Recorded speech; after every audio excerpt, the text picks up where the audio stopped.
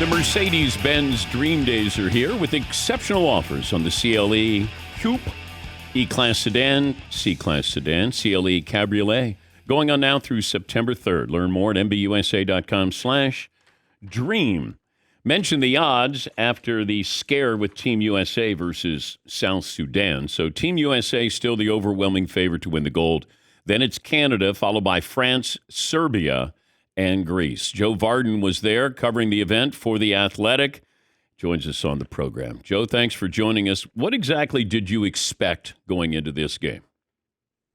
The South Sudan game? Yeah. Yeah, you know what? Honestly, I thought that USA would win going away, that this would be another 30-point drubbing. I was there with South Sudan in Manila when they qualified, and I had actually sat down with Kaman Maliwash, who's going to Duke. I really like them. I just thought, I thought after what we saw against Serbia, where the United States was just dominant, I thought we would see the same. When did you start to get the inkling that they weren't going to go away? So this is the part where we need to have a little bit of a conversation, because when you see South Sudan play the way they were playing early in the first quarter, you almost immediately remember that since I started covering this team, USA, 5 years ago, I've seen them lose 9 times. Think about that. 9 times with rosters of 12 American stars. So this is a thing that happens. I was there when Nigeria beat the United States in Las Vegas. I've seen all the losses in Manila and on and on and on. And it's true that the spread was crazy, like 40 something. And it's also true that none of South Sudan's players are currently in the NBA. That is true. But they have guys, they have Wenyen Gabriel, who is LeBron's teammate on the Lakers. And they have JT Thor, who was playing in Charlotte. And they had the kid that played with the Bulls for a couple years, off and on. And then they have Maliwash, who's literally going to Duke. He's going to be Cooper Flagg's opponent. So this isn't, the South Sudanese in terms of like what we would think of, like, without knowing the backstory. I mean, most of these guys, the leading scorer, whose name escapes me, he went to Virginia. He was born in Canada.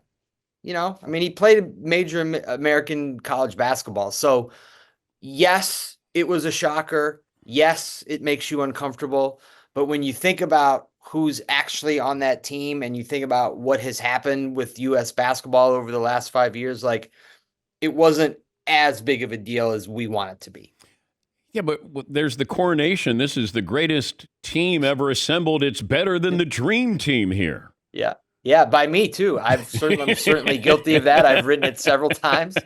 But this is the dream team's fault.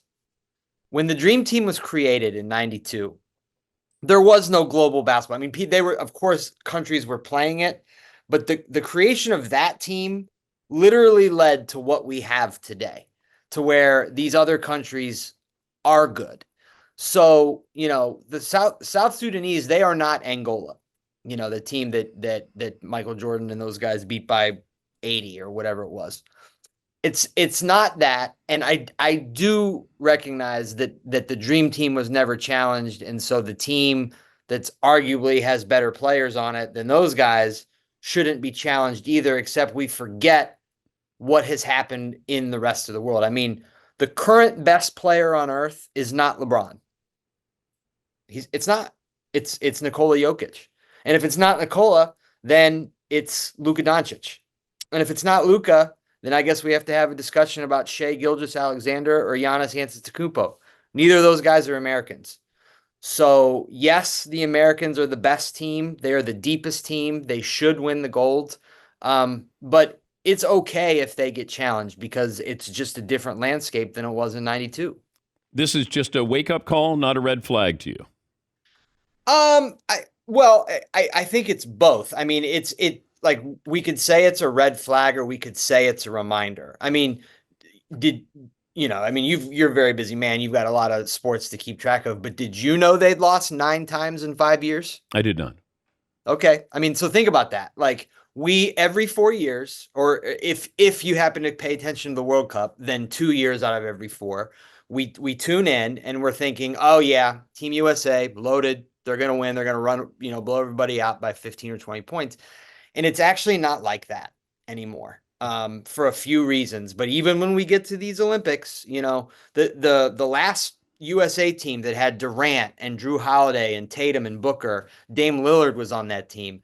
Those guys, they lost to Australia in Las Vegas. They lost to Nigeria in Las Vegas. And then we went to Tokyo, in game one that counts, they lose again to France. So, I mean, these are things that happen, and it's a good reminder of how difficult this can be. I do think it was a wake up call too, and Steve Kerr had taken a lot. He tried to take the blame, saying he didn't have this team ready. The Americans did not do their normal pre-game work. They did not shoot around. They got to the arena late because traffic here stinks, and the tunnel right out in front of O2 is closed. So all their stuff was thrown off, and it's a reminder that it doesn't matter who they play once we get to Lille. It's going to be the same thing every time. They're going to shoot around. They're going to prepare. They will be ready to go. Because I do think when this team is ready to go, they're hard to stop. And just look at what happened in the second half. LeBron was out of his mind. And, if he's not going to do it, then Steph will, or Ant will, or Davis. Plenty of weapons. They just have to be focused and locked in. Were you able to talk to LeBron about the honor of carrying the torch? No, because that just happened, and they don't do access in the mornings for shoot around. So we will see him tonight.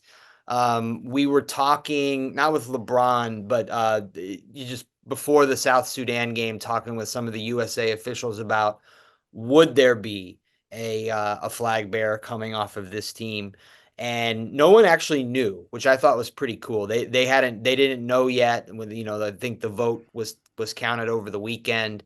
Now keep in mind that there's going to be a female athlete too. There's always two, and so if I had to guess, I don't know this, but I would guess Simone. I think that's a pretty powerful Okay. 1-2 punch there of LeBron and Simone Biles as the U.S. flag bearers. But I guess we'll find out Tuesday.